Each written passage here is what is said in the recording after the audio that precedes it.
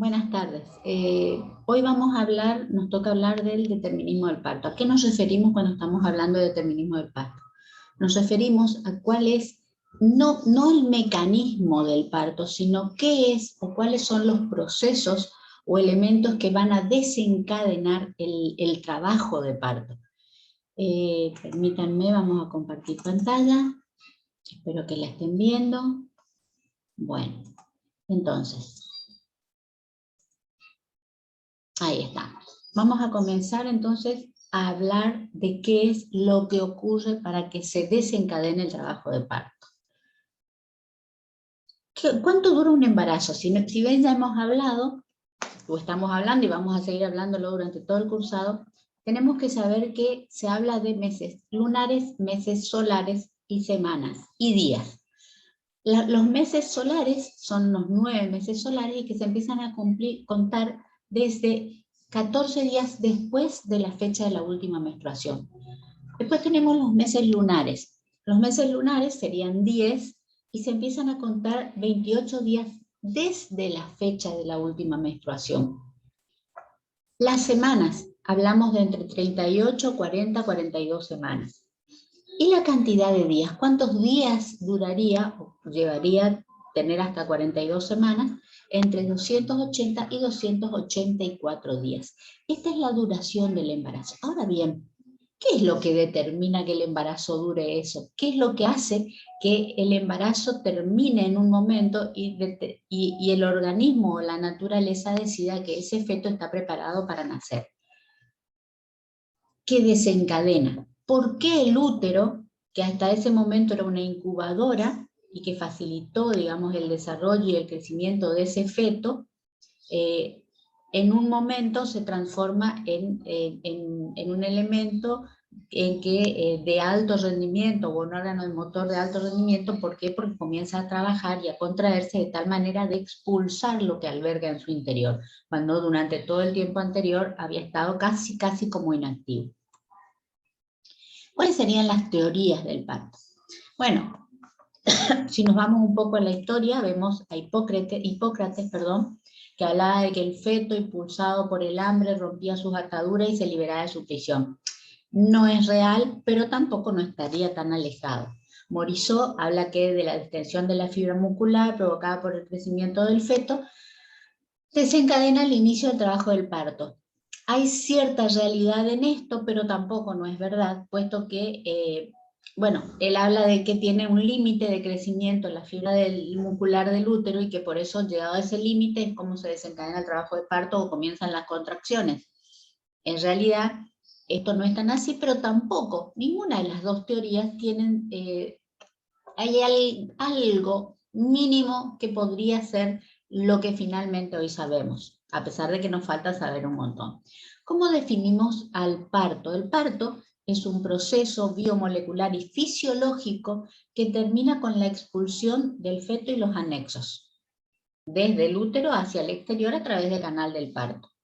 También sabemos que existe el parto abdominal, que es cuando se produce esto mismo, pero desde el útero al exterior a través de la cirugía, digamos.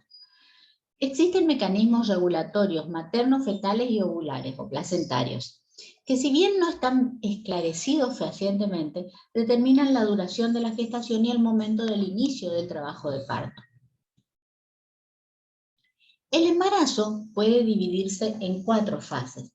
Estas fases tienen duración variable y obviamente estos eventos deben completarse, son fases, no es que yo puedo pasar de una fase 0 a una fase 3, sino que debo pasar por las distintas fases como para poder concretar la siguiente y poder llegar al final feliz. Entonces tenemos una fase 0, donde vamos a tener presencia de contracciones. Recuerden que tenemos las de Braxton Hicks desde el principio del embarazo, pero de baja frecuencia, corta duración, poca intensidad, muy irregulares, y son perceptibles como endurecimientos, pero no como contracciones dolorosas. Después tenemos una fase 1, donde comienzan ya las modificaciones y la preparación para el trabajo de parto, donde comienza el borramiento y el reblandecimiento del cuello. Pasamos a la fase 2, donde tenemos ya francamente el trabajo de parto y vamos a tener la dilatación y la expulsión.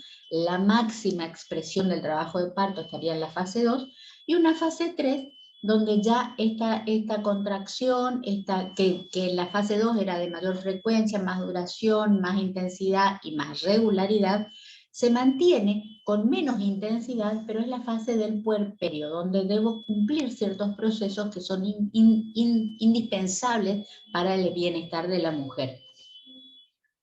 Entonces tenemos la fase de inicio de la actividad o fase previa que estaríamos ya iniciando en la fase 1. Antes de la fase 1 vamos a tener la fase 0, que es la fase de quiescencia. Esto abarca el 95% de la gestación. Aquí actúan la progesterona, la relaxina y el óxido nítrico. Recuerden que el óxido nítrico es un vasodilatador importantísimo y actúa junto con la relaxina, que permite que las fibras se estiren y que no se generen problemas, digamos, y la progesterona, que es la hormona que me está dando todo el proceso. Allí entramos a la fase 1, que es la fase de activación, o lo que nosotros conocemos como preparto. Aquí comienzan a actuar las uterotrofinas. Preparan el miometrio ¿para qué? Para la contracción que le espera cuando estemos ya en una fase activa de trabajo de parto.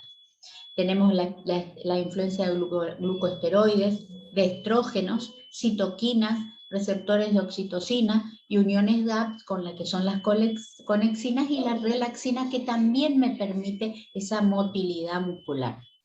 La fase 2, ya de trabajo de parto activo, aquí tenemos lo que serían las uterotoninas, que van a actuar, que son las oxitocinas, moduladores de la inflamación como la prostaglandina, las endotelinas, y las citoquinas.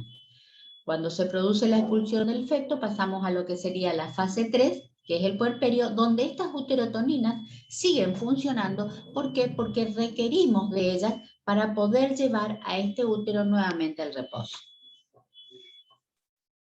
Entonces, ¿qué tenemos en la fase 0? Un cuello rígido, no tenemos respuesta miometrial a agentes uterotónicos, hay una relajación activa del miometrio. Ustedes pueden ver acá un cuello cerrado.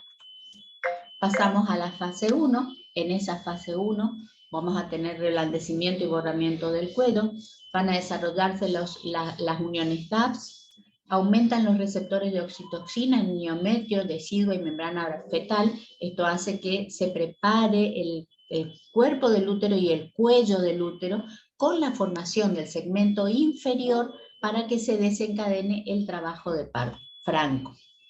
Ahí entramos a la fase 2. Ustedes ven la diferencia ya entre la fase 0 y la fase 1. Y aquí llegamos a la fase 2.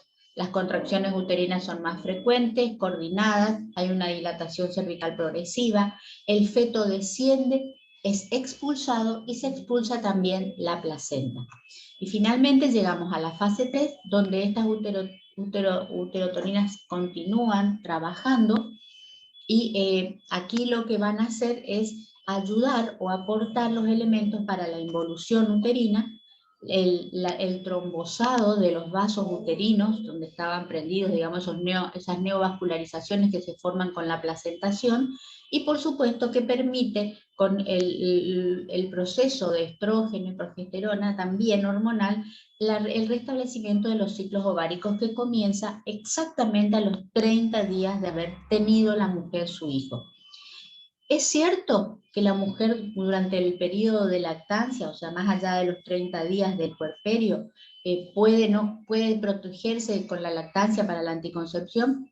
Es cierto, pero no es real, absolutamente real. ¿Por qué? Porque sabemos que a los 30 días se restablecen los ciclos ováricos. ¿Qué ocurre?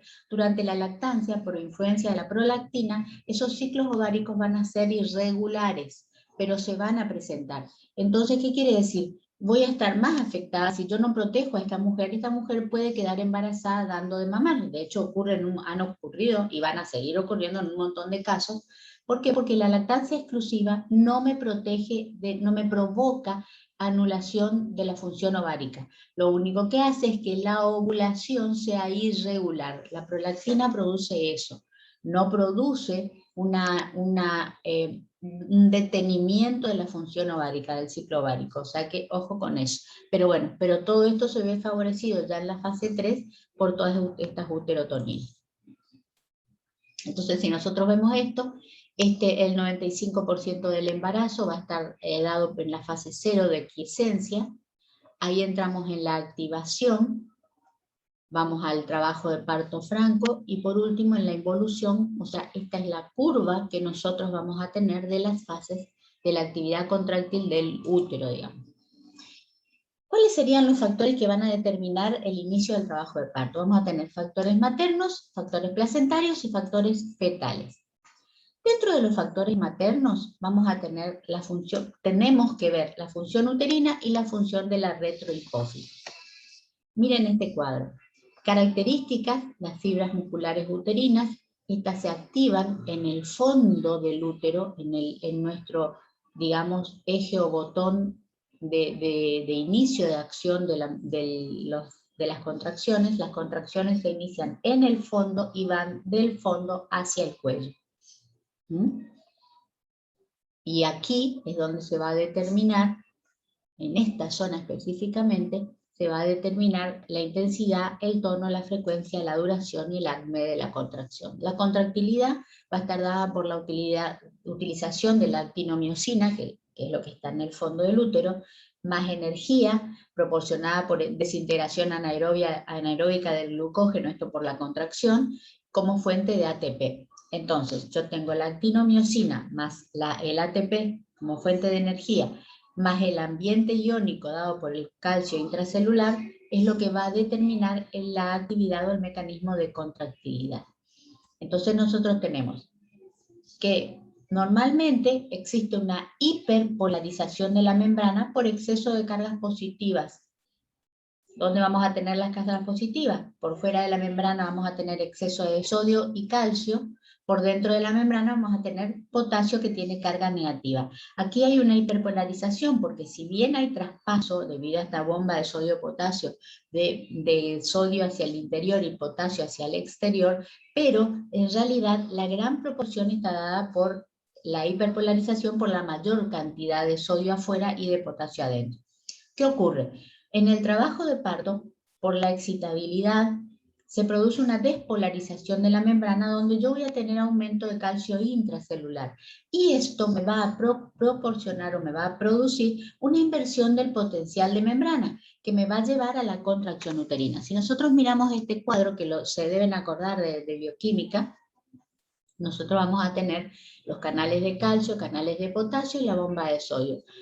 Cuando nosotros estamos así, estaríamos en una fase de despolarización o de reposo. Cuando empiezan, se abren los canales de calcio y los canales de potasio, lo que yo voy a tener es mayor cantidad de sodio en el interior y mayor cantidad de potasio en el exterior. Eso me va a llevar a una despolarización de la membrana y activación de esta bomba de sodio-potasio.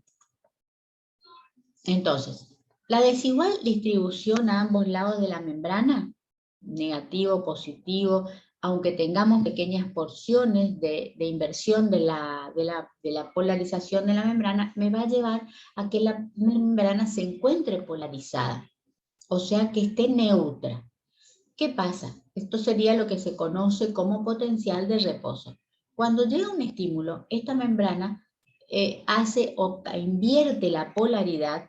Esta pequeña porción, si llega un estímulo, empieza a circular, o sea, empieza a conducirse a través del axón. Y esto es lo que se llama potencial de membrana. Entonces, la despolarización en este punto induce la perturbación eléctrica en todas las zonas adyacentes. Y entonces esto lo que va a hacer o va a generar es que haya despolarizaciones sucesivas con repolarizaciones posteriores.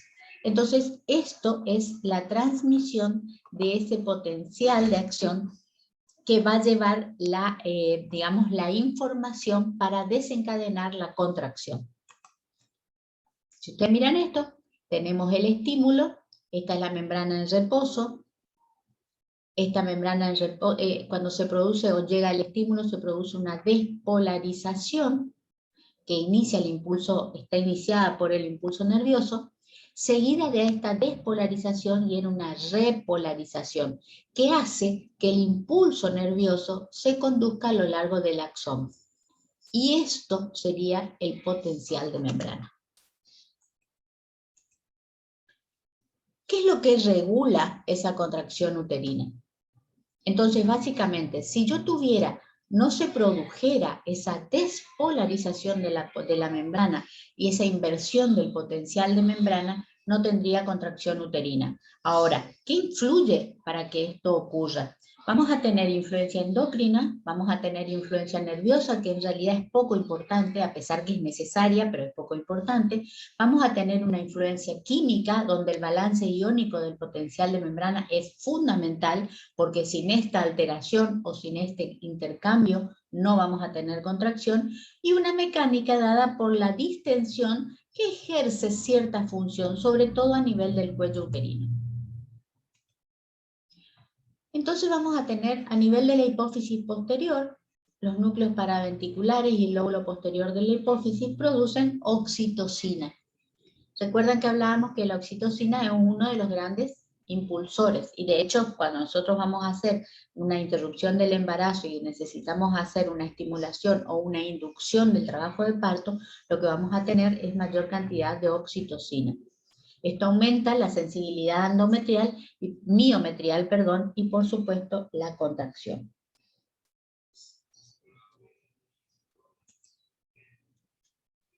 ¿Cuáles serían? Espero que haya quedado más o menos claro cómo es el tema de la oxitocina y qué es lo que ocurre. Muy bien. ¿Cuáles serían los factores placentarios que influyen en la contracción uterina? Tenemos hormonas esteroides placentarias y prostaglandina. ¿Qué pasa con las hormonas esteroides? Se habla de que hay una retirada de los estrógenos. En realidad eso es mentira. Aun cuando estamos cerca del trabajo de parto, aumentan los estrógenos. Se habla de que hay una teoría de un bloqueo progesterónico. Esto también es falso, no existe disminución de la progesterona antes del parto. Y hay una teoría de que hay una acción conjunta entre el estrógeno y la progesterona. Y la verdad es que podría darse, pero a su vez estos tienen una acción simultánea pero opuesta. Pero sí, podría ser. ¿Qué pasa con las prostaglandinas? Y aquí yo creo que viene la madre del borrego, como dice el dicho. La F2-alfa aumenta en sangre materna periférica y en líquido amniótico muchísimo antes de las contracciones. Y también aumenta después de las contracciones. Como si siguiéramos, ¿se acuerdan este potencial de membrana? Bueno, así más o menos. La E1, E2, F1-alfa y F2-alfa aumentan de 10 a 30 veces en la decidua más que en la sangre materna. O sea, tenemos una actividad a nivel placentaria que me va a estar generando influencia sobre la contracción. ¿Qué pasa con la decidua? La decidua libera enzimas que son las fosfolipasas. Estas fosfolipasas son fosfolípidos de la membrana celular que me van a producir ácido araquidónico. Este ácido araquidónico activa la síntesis de prostaglandina. Esta síntesis de prostaglandina me va a generar contracciones. A su vez, las contracciones me van a generar mayor síntesis de oxitocina y de prostaglandina. Entonces volvemos otra vez. ¿Qué pasa? Estas prostaglandinas que están aumentadas me van a actuar sobre la decidua formando fosfolípidos de la membrana, que a su vez va a formar, etcétera, etcétera, etcétera, y se continúa con este círculo que es el que me va a generar la contracción uterina. ¿Quedamos hasta ahí? ¿Entendieron más o menos los factores maternos y los factores placentarios? Ahora vamos a ver cuáles serían los factores fetales. Tenemos metabolización por el feto de hormonas placentarias, secreción de oxitocina por el feto, la influencia neurovegetativa del feto y la actividad del eje hipófiso suprarrenal fetal. ¿Qué pasa con la metabolización del feto de las hormonas placentarias? Hay un intercambio entre la circulación materna y fetal de progesterona. Se habla de que la madurez fetal determina signos proestrogénicos. Este signo proestrogénico aumentaría o modificaría el potencial de membrana, por lo tanto excitaría el músculo uterino generando la contracción. ¿Esto es cierto? ¿Es real? La verdad es que es incierto, pero bueno, es una posibilidad, y de hecho hay producción de progesterona, a través del feto. Por otro lado, la secreción de oxitocina. La hipófisis posterior fetal produce oxitocina, que esto va cambiando gradualmente desde el inicio del embarazo hasta la finalización del embarazo, encontrando el pico máximo de producción o de secreción de la hipófisis fetal de oxitocina en el nacimiento. Ahora, ¿sirve para desencadenar el trabajo de parto? No serviría como único elemento para desencadenar el trabajo de parto. No es preciso el inicio del proceso en relación con la contracción, o sea, no está demostrado que la oxitocina que genere el feto sea necesaria o indispensable per se para poder desencadenar el trabajo de parto. La influencia neurovegetativa del feto. Esto podría ser, hay una probable hipotermia fetal. Esta hipotermia fetal, que no se sabe bien a causa de qué se produce, me generaría rotura de la bolsa de las aguas. Esta rotura de la bolsa de las aguas me va a desencadenar el funcionamiento de los pirógenos endógenos. Esto me va a aumentar la temperatura. El aumento de la temperatura aumenta las reacciones metabólicas, que va a desencadenar en aumento de la síntesis de prostaglandina y, por supuesto, la cascada que ya conocemos, que me va a determinar el inicio del trabajo de parto. ¿Qué pasa con la actividad del eje hipófiso suprarrenal fetal? Vamos a tener aumento de glucocorticoides fetales, pero no vamos a tener aumento de la ACTH fetal. Y ahí es donde está el quid de la cuestión, porque la ACTH fetal es la que en realidad podría desencadenar el trabajo de parto. Hay un factor inhibidor de la actividad suprarrenal fetal. La maduración fetal estaría dándome mayor sensibilidad de las suprarrenales. Y hay una circunstancia que, como decíamos, similar a la ACTH, pero que en realidad no está bien descubierta ni estudiada. Se la sigue estudiando y buscando, pero no está bien determinada, digamos. Ahora, fíjense, el eje hipófiso suprarrenal fetal, ¿qué pasa? Si yo tengo anencefalia, voy a tener déficit de sulfatasa placentaria. Entonces, esto me podría llevar a que el embarazo se retardara el inicio del trabajo de parto. ¿Por qué? Porque no tengo producción a nivel del eje hipofisario suprarrenal, no tengo producción de oxitocina. Por lo tanto, tampoco tendría la producción de la ACTH fetal, que sí sería no indispensable, pero importante para el trabajo de parto. Sabemos que la oxitocina es producida o es secretada por el feto durante el embarazo y aumenta gradualmente a medida que se acerca el parto. Hay una proteína relacionada con la paratiroides o la paratormona que es sintetizada en los tejidos fetales, paratiroides y placenta. Y esto aumenta, sí está demostrado que aumenta en las últimas etapas del embarazo y en el parto. O sea, en este caso, esta actuaría como vasorrelajante, aumentando el aporte sanguíneo en las contracciones. ¿Y por qué esto es importante? Porque cada contracción lo que hace es me genera, como todas las contracciones en nuestro cuerpo, vasoconstricción. Esa vasoconstricción hace que también disminuya el flujo sanguíneo a los tejidos fetales.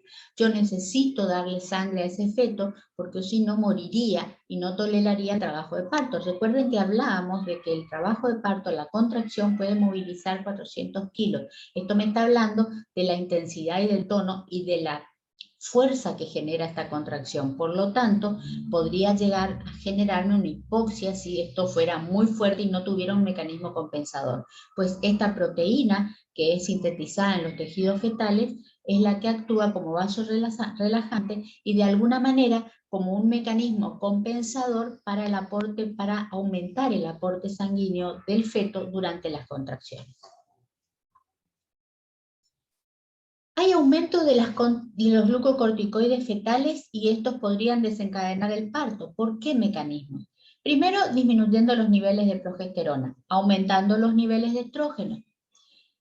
Si bien sabemos que esto se produce normalmente, podría ocurrir esto, activando la producción de prostaglandina.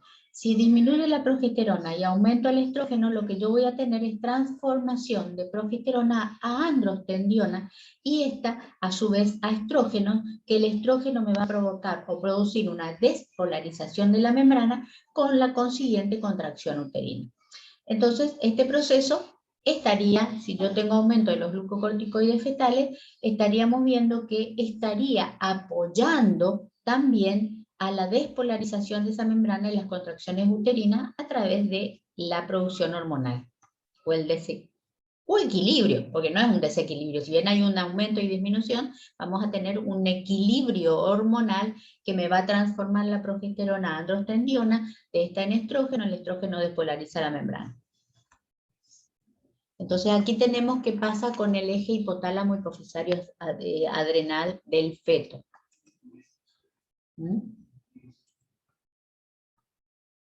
Aumentan los glucocorticoides, tenemos influencia de la ACTH, disminuye la progesterona, aumentan los estrógenos, distensión uterina, liberación de prostaglandina, liberación de oxitocina, estimulación del miometrio, todo lleva a que haya una despolarización de la membrana, incluido el aumento de las prostaglandinas propiamente dicho.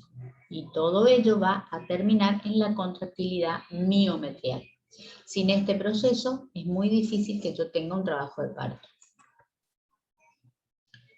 La hora del día influye sobre el inicio del trabajo de parto, probablemente por una especie de ritmo circadiano. Es más frecuente que el parto se inicie entre la medianoche y las 3 de la madrugada que hacia el mediodía. ¿Por qué? Porque por el ritmo circadiano el trabajo de parto se inicia durante el día, ¿tá? Cuando yo tengo mayor influencia hormonal.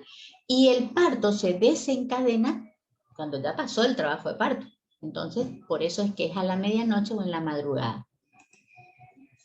Los partos generalmente que comienzan de noche son más cortos que los que se hacen durante todo el día. Es cierto, los que comienzan el trabajo de parto de noche se acortan. No se sabe por qué, pero sí se ve que suelen ser más cortos que los que comienzan durante el día. Puede ser por el ritmo circadiano de la suprarrenal. La verdad no lo sabemos a ciencia cierta, pero podemos presumir. Los niveles de cortisol materno también son más bajos en las primeras horas de la mañana, por lo que es más fácil que se inicie el trabajo de parto, o el parto. Estamos hablando ya del trabajo de parto directamente. Se puede especular que los niveles de cortisol fetal van a estar en su nadir, junto con los niveles de cortisol de la madre. Entonces, esto sería lo que actuaría en conjunto para poder generar la estimulación del músculo uterino. En conclusión, ¿cuál sería la hipótesis más avalada? Que existe un gen reloj placentario que se activa en las etapas más tempranas del embarazo y que determinaría este gen la duración de la gestación. Todo lo que no podemos explicar fehacientemente decimos que es un gen. Entonces hay un gen reloj placentario que no sabemos cómo lo hace exactamente, pero que actúa desde las etapas tempranas del embarazo y determina cuánto va a durar ese embarazo. Este reloj controla una señal significativa que es el factor liberador de corticotropina placentaria. Y aquí sí tenemos un factor importante. Este aumenta en forma exponencial en el tejido placentario durante la gestación tardía. Y también aumenta en las concentraciones de plasma materno en forma similar en el tiempo. Entonces, esto sí es un factor que tendríamos que tenerlo en cuenta. Se inhibe con progesterona y óxido nítrico y se estimula con oxitocina, prostaglandina, catecolaminas y glucocorticoides. Si ustedes se acuerdan las fases del embarazo, en la fase 0 que teníamos progesterona, óxido nítrico. ¿Se acuerdan? Entonces, ahí me está inhibiendo el factor liberador de corticotropina placentaria, o sea, la CRF. Ahora, cuando yo me voy acercando a la fase 1, ya empieza a liberarse o a estimularse, ¿qué cosa? Oxitocina, prostaglandina, catecolaminas y glucocorticoides. Entonces ahí, digamos, aumenta o se produce la liberación del CRF. Y este CRF es el que señalaría el momento en que se debe interrumpir el embarazo. Finalmente, el crecimiento y desarrollo requieren que el útero permanezca quiescente la mayor parte del embarazo. Por eso es que hay una edad, digamos, en que se debe desencadenar el trabajo de parto. ¿Por qué? Porque es cuando el feto, si bien un recién nacido no está preparado para vivir absolutamente solo, pero sí está preparado para sobrevivir con el apoyo del adulto, sin necesidad de estar en una máquina, llámese incubadora, por ejemplo. ¿Está? Cuando el feto está maduro para iniciar su vida extrauterina, o el medio se vuelve hostil, ojo, en los casos de una patología placentaria o materna, como ser diabetes, hipertensión o alguna otra, hay algún tipo de mensaje hormonal, tanto autócrinos y parácrinos, que son los que provocan el desequilibrio entre los factores estimulantes e inhibidores. Y ahí es donde se invierte todo y se puede desarrollar o desencadenar el trabajo de parto. En estas circunstancias es cuando las contracciones y la maduración cervical son estimuladas y desencadenan el trabajo de parto. Y a esto es a lo que nosotros queremos llegar cuando estamos hablando de trabajo de parto y de qué es. Y querríamos poder tener registrado qué es lo que fehacientemente desencadena y produce esto que nosotros estamos esperando. ¿Qué hace que el embarazo dure lo que tiene que durar? ¿Y qué hace que llegado ese momento se desencadene el trabajo de parto? Mi papá, que era obstetra, me decía siempre, se lo decía a sus residentes, la fruta cae cuando madura. O sea, todo en la naturaleza tiene un tiempo de duración. Y todo en la naturaleza tiene algún proceso que va a desencadenar que ese tiempo de duración determina que ese tiempo de duración diga, bueno, hasta aquí llegó. Bueno, hemos dado un pantallazo de lo que creemos y tenemos realmente registrado que podría desencadenar un trabajo de parto. Siguen habiendo muchas dudas, seguimos descubriendo cosas, pero básicamente esto sería lo más importante tener en cuenta cuando hablamos de el determinismo del parto y la duración del embarazo. Bueno, muy bien. Si no hay ninguna pregunta, si estamos todos bien, después van a poder repasar el tema en el aula virtual. Y bueno, nos estaremos viendo el martes de la semana que viene a las 12 del mediodía con el nuevo teórico. Bueno, buenos días.